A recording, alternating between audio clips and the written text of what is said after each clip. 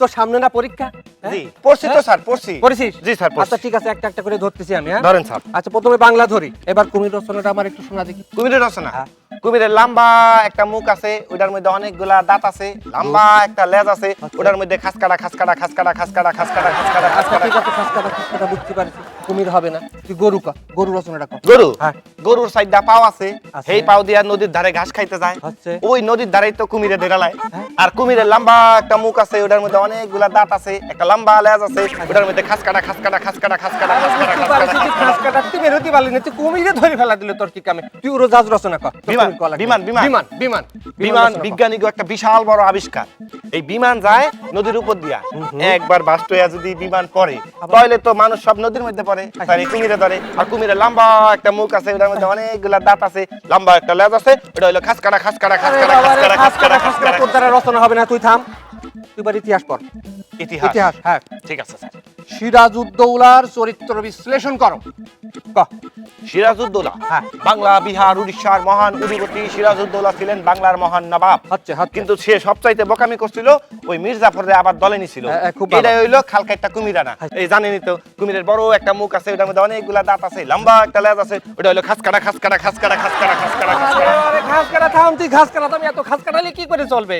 ওই আমার বাড়িতে মেলা তেলা পোকা হয়েছে, তেলাপোকা? তুই তেলা পোকা মারার উপায় বাইর করে দে তো, দেখি কিরম পারিস। স্যার, তেলাপোকা মারার পৃথিবীর সবচাইতে সহজ উপায় আমি জানি। আচ্ছা ক। ওই তেলাপোকারা যেই জায়গায় থাকে, ওই জায়গায় স্যার আপনি মরিচের গুঁড়া লাগাই না খাওন দিয়ে দিবেন।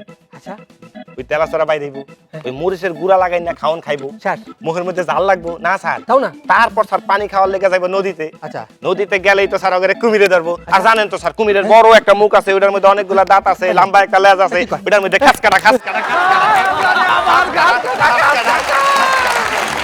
আপনি আমার একটু উপকার করবেন?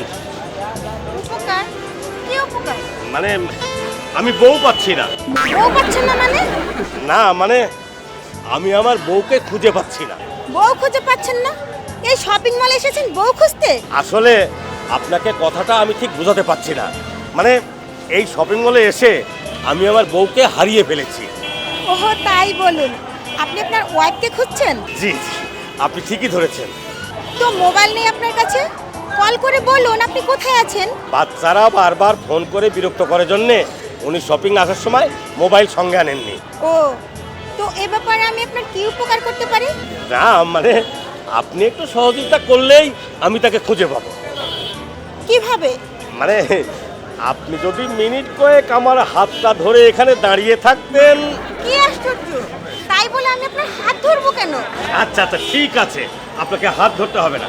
আপনি এইভাবে আমার সঙ্গে কিছুক্ষণ গল্প করুন, তাহলেই দেখবেন কাজ হয়ে গেছে। বুঝতে পেরেছেন? এই, এখানে এসব কি হচ্ছে? চলো। দেখলেন তো ম্যাডাম, ঠিক বলেছিলাম কি না?